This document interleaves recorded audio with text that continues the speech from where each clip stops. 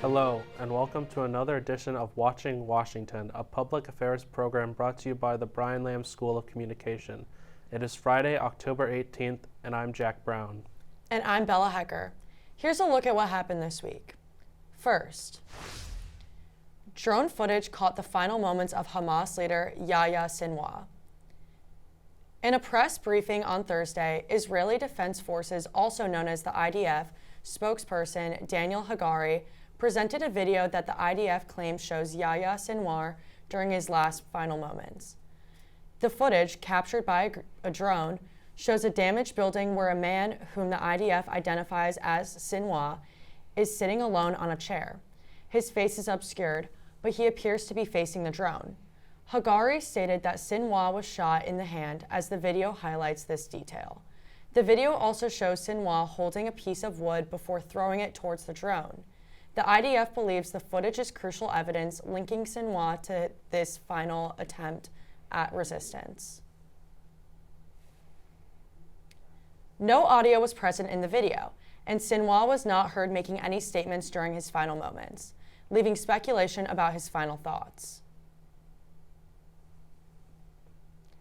Vice President Kamala Harris sat down with Fox News anchor Bret Baier on Wednesday for her first ever interview with the network, at times talking over one another. Here's what the Democratic presidential nominee said after being pressed on immigration. Regret the decision to terminate Remain in Mexico at the beginning of your administration. At the beginning of our administration, within practically hours of taking the oath, the first bill that we offered Congress, before we worked on infrastructure, before the Inflation Reduction Act, before the CHIPS and Science Act, before the bipartisan Safer Communities Act, the first bill, practically within hours of taking the oath, was a bill to fix our immigration system. Yes, ma'am. It was called the U.S. Citizenship Act of 2021. Exactly. It was essentially a pathway to citizenship for the... Finish? Yes, ma'am. May I finish responding, please? But you have to let me finish, You please. had the White House and the House and the Senate, I'm and they didn't bring up in the middle of that bill. responding to the point you're raising, Okay. and I'd like to finish. Yes, ma'am. The vice president's performance is facing criticism as viewers believe she did not provide straightforward answers on her potential implications of future policies. Harris frequently circled back to former President Donald Trump in response to current issues regarding immigration, the economy, and gender-affirming care. Baier confirmed that the interview was cut short and forced to wrap by Kamala's team. A recent town hall meeting for Republican candidate Donald Trump left audience members confused based on the actions of the former president. The event was held in Oaks, Pennsylvania, with South Dakota Governor Kristi Noem in the role of moderator. The meeting was meant to give the audience a chance to ask former President Trump questions regarding many things surrounding his presidential race. According to multiple news outlets, Trump was only asked 4 questions before multiple medical emergencies occurred within the audience. While these emergencies were being taken care of, Trump requested that music be played, including songs such as Ave Maria. Following these events, Trump decided to end the Q&A and suggested the event be turned into a quote-unquote music fest. Trump, Noem, and many audience members spent the last 40 minutes of the event singing and swaying to the music being played. With the conclusion of the event, Trump made his way to the front of the crowd, signing memorabilia for his supporters. This was the first time since his assassination attempt in July that Trump has so closely interacted with a large crowd. Vice President Kamala Harris announced a plan on Monday to give Black men more economic opportunities and other chances to thrive, an attempt to invigorate African American males to vote for Harris in the upcoming election. Harris unveiled what she calls her opportunity agenda for Black men. This agenda includes providing forgivable business loans for Black entrepreneurs, creating more apprenticeships, and studying sickle cell and other diseases that disproportionately affect African American men. Harris also restated her support for legalizing marijuana and her plan to ensure that Black men have opportunities to participate as a national cannabis industry takes shape. She also plans to better regulate cryptocurrency to protect Black men and others who invest in digital assets. Harris announced these plans as polls have shown that some black men may be gravitating towards voting for former President Trump or to not vote at all. Harris and other prominent Democrats are trying to counter that. Elon Musk donates a whopping $75 million to Donald Trump's presidential campaign. Musk, the CEO of Tesla and SpaceX and the world's wealthiest person, was able to donate such a large sum through a pro-Trump super PAC that he helped form this past May. According to CNN, there have been 7 donations that began coming from Musk in July and have recently hit nearly $75 million this past month. Musk appeared on stage with Trump wearing a black MAGA hat during a Trump rally in the swing state of Pennsylvania. This rally took place on the same stage shots were fired at candidate Trump just weeks prior. Musk stated on the stage, quote, "As you can see, I am not just MAGA, I am dark MAGA," unquote. At a Pennsylvania rally on Saturday, former President Barack Obama called specifically on black men to rally behind Vice President Kamala Harris. The appeal has sparked a bit of controversy for his strong, almost scolding manner towards the population. Take a listen. My understanding, based on reports I'm getting from campaigns and communities, is that we have not yet seen the same kinds of energy and turnout in all quarters of our neighborhoods and communities as we saw when I was running. Now, I also want to say that seems to be more pronounced with the brothers. And you're coming up with all kinds of reasons and excuses.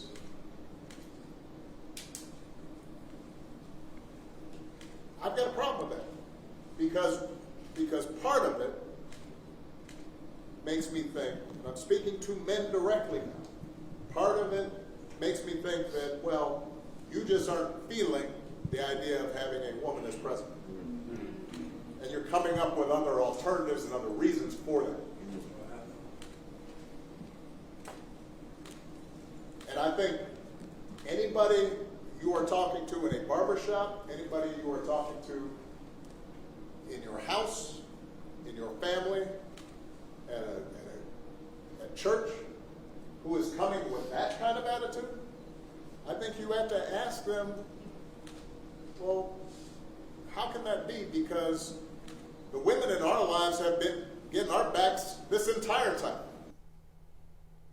There hasn't been clear polling backing the former president's claim that black men are steering away from voting or voting for Trump. The newest New York Times and Siena College poll published last week shows Harris has 78% support among black voters, a dominant lead over the population, but a dramatic dip for 2020 and 2024. During 2020, Biden held 90% of the black voter support and Hillary Clinton held 92%. A mid-September poll from the AP found similar results, with about 7 in 10 black men having a favorable view of Harris and 2/3 of the same group identified as Democrats. Up next, is the U.S. pressing Israel to increase aid to Gaza? We'll break down the latest developments. Plus, new insights from the opening of Egypt's Grand Museum. What makes this exhibit a must-see? Stay with us. More Watching Washington next. Being involved in the 3-year program at Purdue made it easier to say to myself I could get done in 3 years. The 3-year program helped save me a ton of money. Not completing my 4th year, I would save around $30,000. It will give you an advantage, if anything. Doing the 3-year program at Purdue has shown me that I have motivation to do whatever it takes to get my degree. Hi there, my name is Vikram Jaithlak, and I'm the founder and president of the Purdue chapter of the University Blood Initiative. Over the past 2 years, we've been able to collect over 300 pints of blood to be donated to local hospitals, and you can be the next one to help out. I donate my blood at the University Blood Initiative. Hi, I just donated blood through the University Blood Initiative. Hi, I just donated blood through the University Blood Initiative at Purdue. Right, I donated my blood through the University Blood Initiative at Purdue.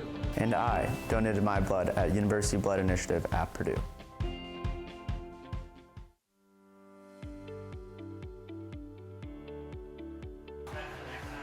Are you looking for a new hobby? Or you want to have a fun evening with your friends?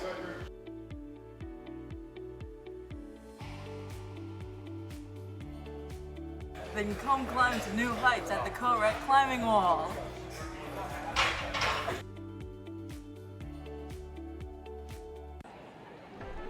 Football.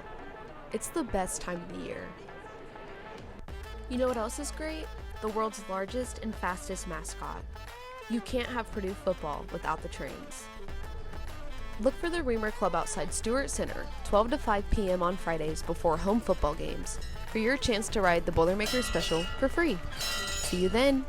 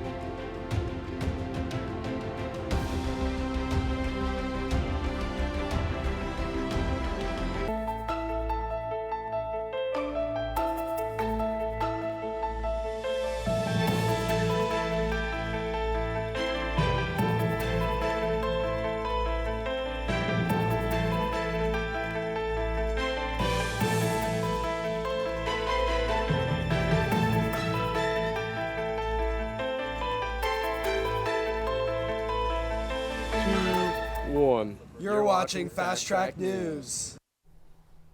In recent days, the U.S. has increased pressure on Israel to expand humanitarian aid access into Gaza amid the escalating conflict. Secretary of State Anthony Blinken has met with Israeli officials, highlighting the critical need for supplies such as food, water, and medicine. Israel has started allowing some aid through Egypt's Rafah crossing, but U.S. officials insist more action is needed.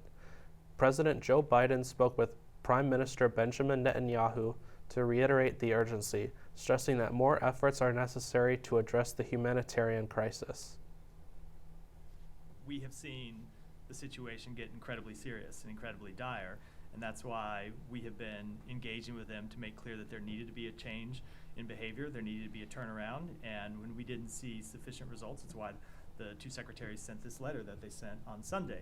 Now, over the past few days, as I said, we've seen some initial positive steps. We need to see much more done on the ground to make sure that people get the food, water, medicine, and other goods that they need to get. These initial steps have been important. They are not at all sufficient in any way to address the very serious humanitarian needs on the ground inside Gaza. This week, the Grand Egyptian Museum opened 12 halls with exhibits about ancient Egypt and its main galleries in a trial run ahead of the still unannounced official opening, officials said. The 12 halls tap into issues related to society, religion, and doctrine in ancient Egypt. The museum has been under construction for almost 2 decades, as war, an armed uprising, and the pandemic caused measures to delay to this project. Starting Wednesday, the halls were open for 4,000 visitors per day. This project has cost over $1 billion so far, and more than 100,000 artifacts of Egypt's ancient treasures are displayed. Al Tayeb Abbas, the museum's deputy director, said, "We spent all this money to build the greatest museum in the world." A Georgia judge has blocked a new rule from the state's election board that would have required officials to hand count ballots cast at each polling place in the state. According to the Associated Press, this ruling comes a day after the same judge ruled that county election officials must certify election results by the deadline set in law. The two rulings are victories for those who have raised concern that Donald Trump's allies could refuse to certify the results if the former president loses in the November election. The Georgia Election Board passed a rule requiring that 3 poll workers each count the paper ballots by hand after the polls closed. Fulton County Superior Court Judge Robert McBurney wrote that the court rule is, quote, is too much, too late, end quote, and blocked its enforcement.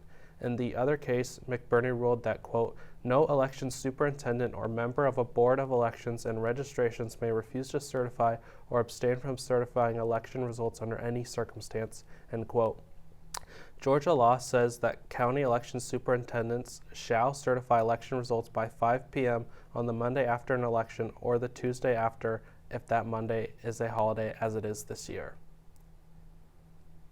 The two rulings came early as in-person voting began Tuesday in Georgia.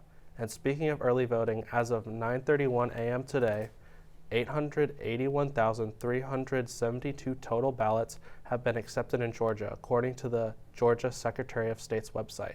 This comes after over 300,000 votes were cast on the first day, 123% higher than the previous record for the first day of voting, according to the Chief Operating Officer of Georgia's Secretary of State in a post on X.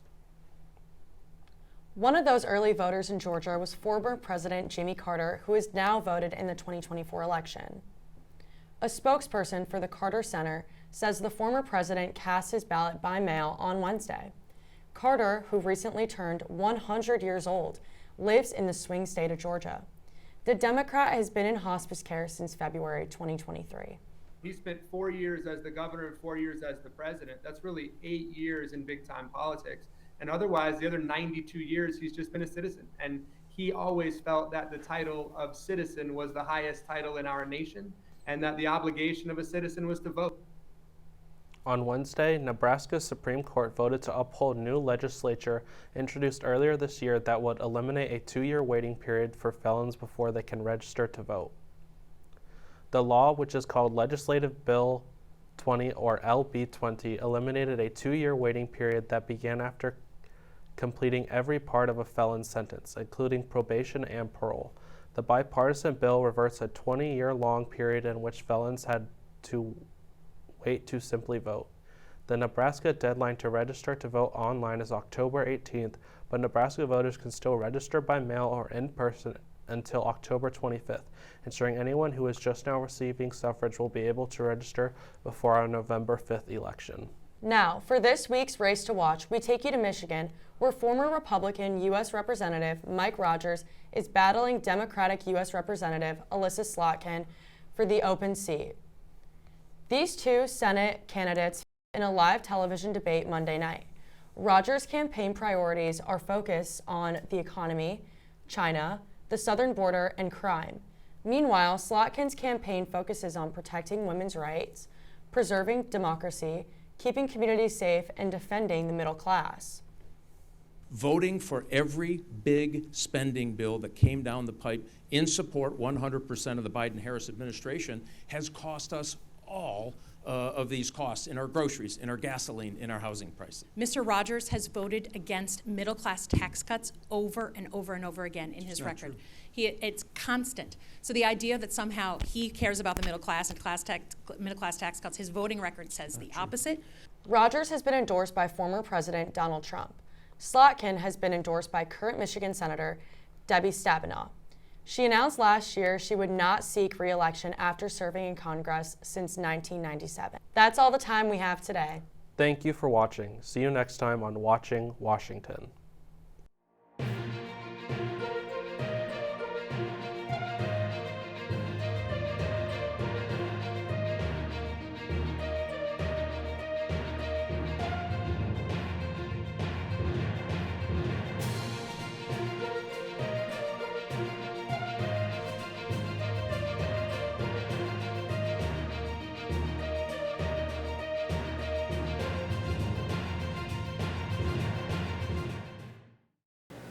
What is one message you would give to your fans? I would just have to tell them to keep pursuing their dreams. And cut. So just put a little more emphasis on pursue your dreams. Okay, got it. If you want to make movies, PSP is the best place to be. Your ideas can come to life with our club. One of the many benefits of being a part of PSP is actually the amount of gear we have available to rent to you for no charge at all and no experience necessary. Join Purdue Student Productions today. So I am the president of the ski club. I'm pretty decent at skiing, I would say, but I still am cautious and reserved when I ski. And Copper, one of the other officers, was like, we're hitting this today. The last day, we're gonna do it, and you're gonna come up with me. He really convinced me, and we got to the top of the lift, and as we were going up the lift was literally like this. Then we get to the top, and I was angry. We're looking over this ridge and you can't see where the hill goes. You're looking over the edge and you don't see anything. Once I got over that little ridge and I was able to kind of see where I was going, once I got to the bottom, it was like a great accomplishment. If you want to have the time of your life, definitely check out Purdue Ski and Snowboard Club.